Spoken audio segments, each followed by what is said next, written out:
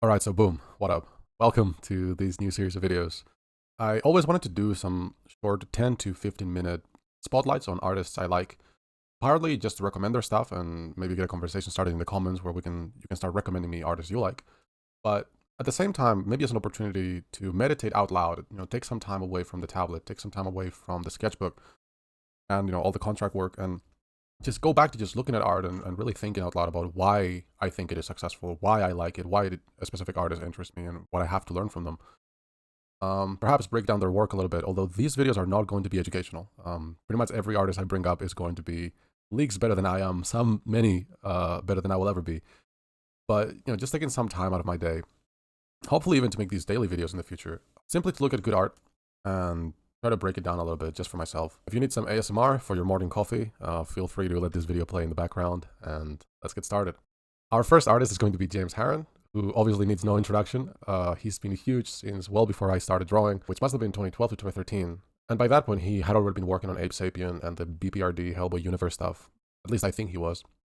But since then, he's done Rumble, Ultra Mega, which went pretty viral. Lots of people love it. You're going to see a lot of Ultra Mega here. Like, he did fantastic work on it. And then, of course, some of his work on Absolute Batman, which has been fantastic. Right from the get-go, the first thing that becomes apparent when you look at James Harren's work is just the graphic quality of his shape and line. Right? He has these thick, strong lines with the concentrated mark making on the wrinkles, as well as to showcase the three-dimensionality and the texture of the form.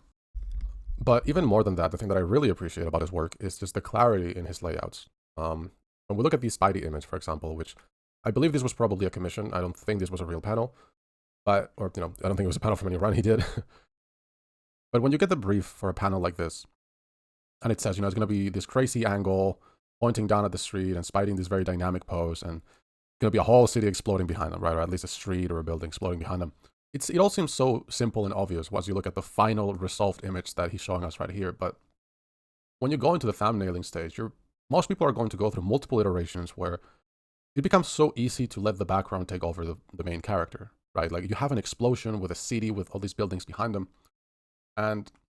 But he's making all kinds of smart layout and compositional decisions here, right? He has all these buildings pointing down, which are partly pointing at Spidey, but also at the explosion below him. And his arm literally pointing down at the explosion itself. It's such a strong sense of perspective. Not only that, but he's kind of blowing out the explosion so that he can get this big wide rest area to rest Spidey's silhouette against it. It's just such a strong two-value read that he has here. And again, it's so obvious when you look at it. But when you get the brief for it and you gotta draw a street blowing up in the background, it's not exactly a piece of cake to lay things out like this. And then, of course, he also has the lighter part of the arm standing against the dark side of the background and the dark part of the arm standing against the white part of the background. He's creating a lot of really elegant compositional decisions to buy himself some contrast, to create clarity.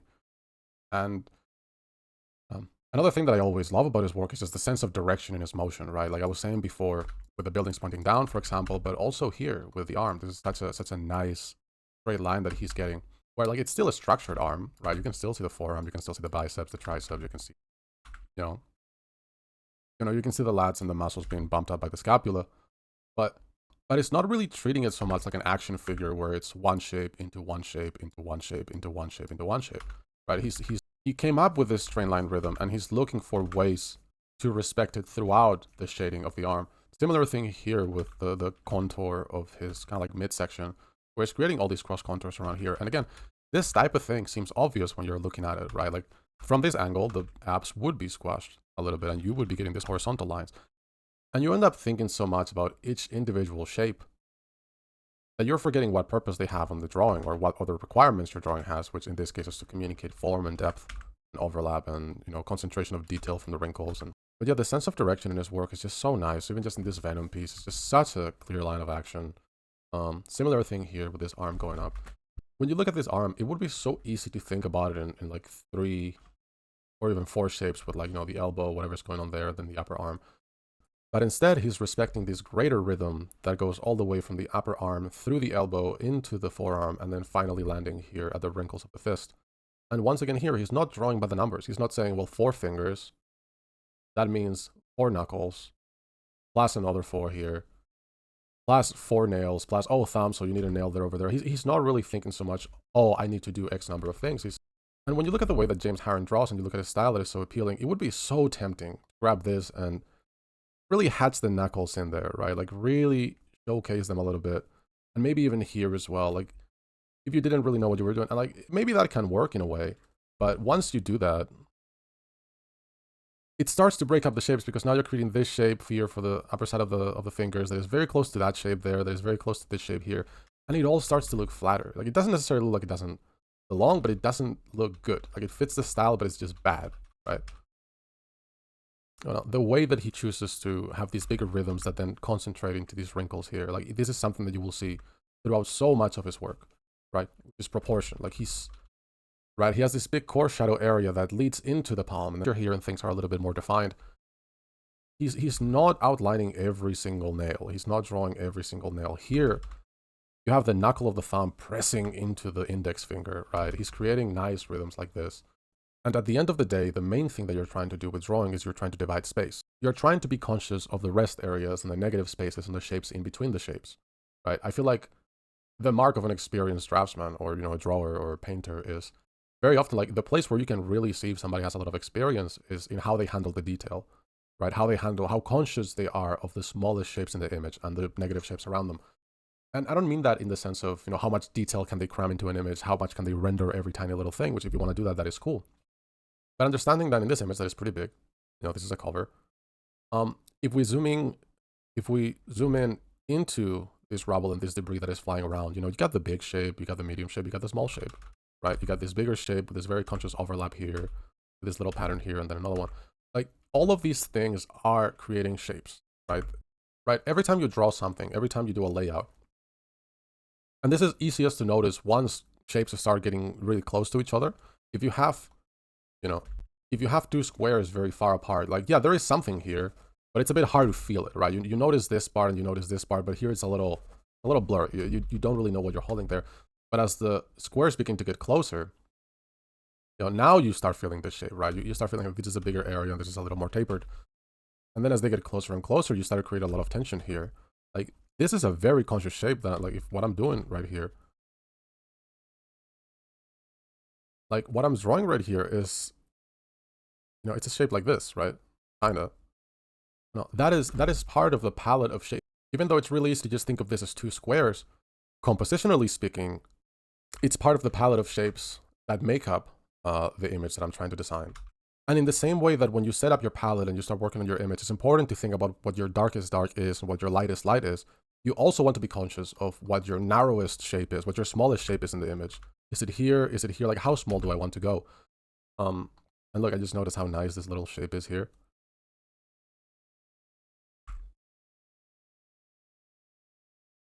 Like, everything just kind of goes in and out. Like, it tapers here, and then it gets a little wider, and then it tapers down, and then it tapers down again. It's such a varied gamut of different shapes. Same thing here. It would be so easy to not pay attention to these details here and just accidentally end up with, this shape being the same as this shape, and then creating the negative space, and then creating another negative space that is exactly the same shape, and then once again, and just gonna end up with like a Windows logo. But he's not doing that, right? He's still consciously creating. Same thing here, bigger, medium, small. He's finding overlaps. He's finding opportunities to let this rubble, this part of the building, overlap there. He's finding dark spots that kind of help communicate form a little bit and help communicate overlap. Even here, like, you look at this building, it's going in this direction, this one's going here again. Like, he's creating all these nice rhythms that are very conscious in how he is choosing to divide this space. And, no two shapes are similar for the most part. There's a couple exceptions, but, again, it's so easy to see this and be like, oh, well, that's obvious, right? Like, obviously, that's how you would do things. But then you look at your own work and you're 20 hours into an image and you start to realize that a little too many things are a little too similar. And you're really kind of wondering what's going on. Like, similar thing here in the truck. This truck looks like it has a little face. But, even though these two shapes are a little bit close, when you look at the spaces in between them, that's a little bigger, that's a tiny bit smaller, that's much bigger, and then we go smaller again, right? You're drawing not just the positive shapes, you're drawing the negative ones. Yeah, and I find that a lot of the time, when people look at their work and it looks a little stiff, it looks a little boring, it's maybe graphic, but it's just not flowing right. A lot of the times because they end up repeating the same shape in between the shapes. A lot of the time, it has to do with those offsets and overlaps, right? Because that ultimately, that is that is how you get a nice flow here, is through offsets and overlaps. Especially when you're working digitally, you can draw this shape in a separate layer and then just move it up until it overlaps these other shapes right here. Again, especially when working digitally, it's very easy to do that. Like, just kind of like, you draw the shape, you draw this little building here, and then, you know, maybe when it starts, it's right here. But then you can move it up to here because maybe that creates a better, greater shape, right? This is one of my favorite drawings that I've seen from him, and it's also such a nice example of this because, you know, you look at the way that he has divided space here. You look at the way that, you know, this flower is closer to this flower, and then this one goes out. It would have been so easy to just kind of draw this Ant-Man character and just have it. I'm gonna make it like Among Us, and just not think too hard about what you're doing. And then you have the flower here, and then you have another flower here with the same separation, and then another flower here, and it would look kind of boring, and you just couldn't want to. And then as you start to draw the stems, things start to feel like everything's a little too much, right? It's just, it calls too much attention. It's like very patterny, which sometimes it might be exactly what you're looking for, but a lot of the time it's not. Instead of that, he's finding this shape for the bigger flower, creating a little bit of an overlap right here with the second one, and then one that is much closer right here. And in doing that, he's finding, you know, this narrow space, this bigger space, this bigger space, right? So things are tapering down. Yeah, it's dividing space ultimately. You know, that's what you're doing. It's like collage.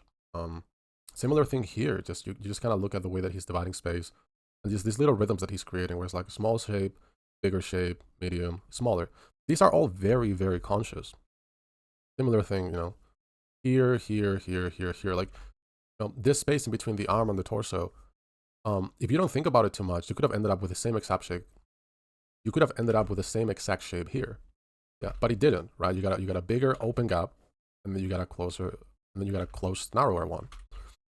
Offsets and overlaps, and you know that is about offsets, right? You're moving the arm a little bit to the right, a little bit to the left to make this shape bigger or smaller, depending on what you need. And then what are overlaps? Well, the thing that overlaps allow you to do, let's say for example, you have a very limited shape palette. You're trying to make an image just with squares. This is all you have, and you're trying to create visual variety. Maybe you can make the squares bigger or smaller, so you have a composition. And you're trying to create visual interest with these squares, so you know what you're doing. You know a little bit about compositions. You make a big square, then a small square there, and then a medium square there. Like, something is happening, right? Things are becoming interesting. Maybe you can even exaggerate it and make just a much bigger square, a medium one, and then a smaller one. Like, things are starting to happen. Your eye's going here. This almost looks like a hero already. But you know, that's nice when you have three, right? What happens if you want to have something busier? What happens if the brief is asking for many squares? Just kind of going around. Well, it's nice. It's nice that you can make them bigger and smaller, and maybe even through perspective, you can perhaps even exaggerate their shapes a tiny bit. But soon everything starts to look a little repetitive. Everything starts to look a little tough. You just kind of, it's almost like the shapes are all social distancing. And, you know, you do start to feel the shape in between the shapes as things get close, like I was talking about before. But it feels a little limiting. So that's where overlaps become really useful. Because now, even though you're technically only using squares, now you can start to create some more interesting shapes with those squares. You're still only using squares. These are only squares in space. But you can start to create some more interesting shapes that you can hopefully use to lead into the composition in one way or another. Even though it's still the same thing. I know compositionally it looks like I'm bullshitting you, right? Because it's like, well, that's a whole new shape. But in reality, once I render this, you know, that's just a big square with like a smaller square behind it, right? He does it very well on, if I can find, yeah, like right here. Look at the way he's merging the bats. This is two bats combining into one shape. If none of these bats overlap, this would be an extremely busy image, which it already is. Yeah, but because he's allowing himself to, you know, connect these bats, and some of them like even break through the silhouette to kind of put them all into the same shape, he's creating a lot of variety, even though he's still working with the same subject. He's still working with bats that have to look like bats, and they all kind of have the same. They basically have two poses. They have wings down and wings up. Like that's all he's working with for the most part. The way that he's managed, like for example, here there's very little overlap. There's only here, and you can already see a little bit of like, man, like if the whole image was this, it would be pretty rough.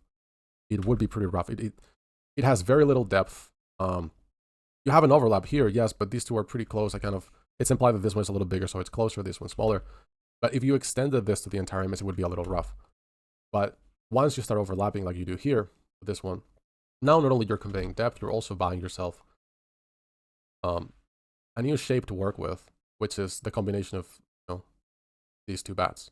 And when working digitally, this is very nice because it's kind of working, because it's almost like working with collage, where you get to make the thing first and then move it around until you get what you need out of it.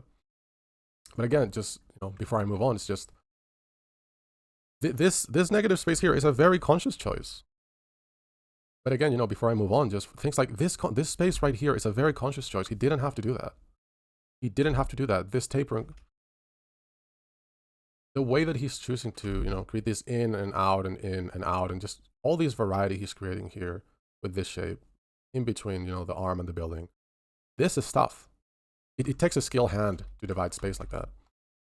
But similar here, going back to the Ant-Man, is like, I feel like when we all start drawing, it would have been so easy to just kind of draw, you draw the head of Ant-Man, and then you're like, well, I need to add the ladybird, so let me add it here, and then all this ladybird, let me add it here, and then this ladybird, here, here, here. Nothing overlaps, nothing is really touching each other too much. There's a lot of tension in these areas here, but, and again, going back to overlaps, because he's allowing himself to let this head overlap the ladybird, he's creating a lot of nice shape variety because he has this rectangle here that is pretty small, and this one here that is pretty big, and then obviously the one in between the antenna. Well, which you don't get for free. Like I was saying before, you got the bigger space, you got the smaller space, narrow, and then you got here as well. And it's just, none of these shapes are the same. Again, I'm going to remove the circles right now, but you can look at them, like look at the amount of variety there. Even the eyes are not the same. This one's big as shit, this one's way smaller, right? Yeah, even the eyes of the ladybirds are just different, yeah, same thing here for this ultra mega piece when he's falling down. The way that he's dividing space, like this is so nice. Like look at this. Look at how organic that shape is and how interesting it is, right? It tapers, it opens up, it's tapering here again, then it opens up, tapers down again.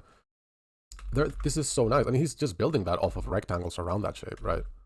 Like even the smoke would just be a rectangle. But, same thing here when it's jumping out the top of the building.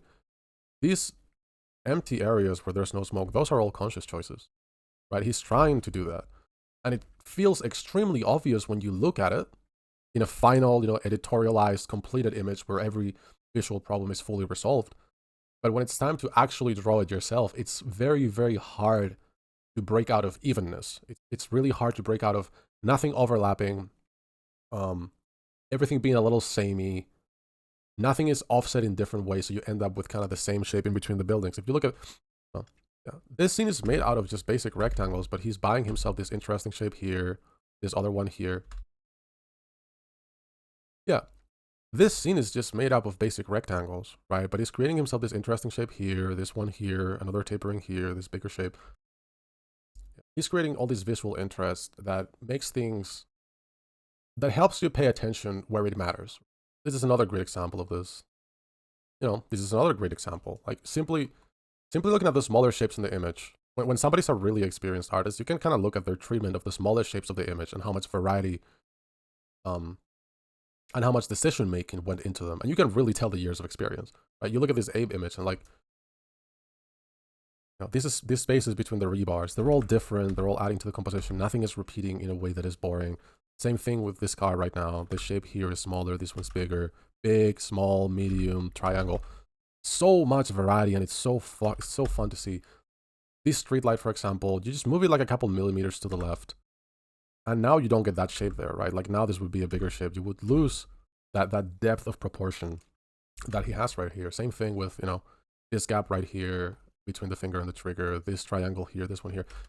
These things don't come for free, right? You move this building a little bit to the left, you move this chest plate a little bit to the right, and these shapes suddenly you start to get a lot of repetition that looks much less interesting, or that draws attention where you don't want it to be, or that draws attention where you don't want it to be drawn. Same thing here, like, bigger shape going into smaller shape. It's just so fun. Same thing here, got that, then you got that, bigger, smaller. Just so much variety. Every shape, not just every shape he's drawing is interesting, but the shape in between the shapes is interesting. And it's not necessarily something to gush about. It's not necessarily something to, and it's still with a purpose, right? It's not just like, oh, try to make every single shape different and your art will automatically be better. I mean, it might, yeah. Same thing with these gargoyle images. It's so easy to see here, right? Because it's so two-tone, but all these shapes he's creating that are part of the shape palette of the greater composition. They're part of the style guide of the composition, kind of. You could easily grab this shape right here and just turn that into an ear. Like if you grab this shape right here, it feels like it belongs to the composition. You could just grab this and add it to this guy. And it would still belong, right? He's so conscious about the shapes in between the shapes. He's so conscious about What kind of angles make up this image? What kind of proportions make up this image? And not just for the bodies, but also for the spaces in between the bodies, right? Negative and positive. Right, negative and positive. Here, once again, this is just an ear. Like, right? It's a very similar shape that he's committing to a style and he's applying it through the whole image. Yeah. Once again, this image not only has such a great sense of direction, but if you look at the gaps in between the tentacles, you look at the shape variety there. I mean, I would challenge anybody to try to do an image like this. Like, try to draw an octopus like this and just tell me how hard it is to create such shape variety within the movement, within the spaces of the tentacles. These two shapes are a little close. I think it works, but even then, just look. It's one of the hardest things, really. Again, it looks easy when you're seeing somebody that has already resolved it, but big shape, smaller shape, big shape, smaller shape. He's just constantly doing that throughout the entire image. And once again, like, it looks easy here, but try to draw an octopus right now, and you'll see how difficult it is to get these spaces in between the tentacles to look organic and varied and interesting, while still successfully conveying the design. And he's just so good at it. Lastly, I'll leave it here, but like, here's another one, right? Like, oh my god, like, it's just full of examples, right? Tiny, bigger one, medium, right? Yeah, like, the variety of the shapes in between the shapes. Oh, here again, in between the fingers. He's so conscious of all of this, right? Super tiny, longer, shorter.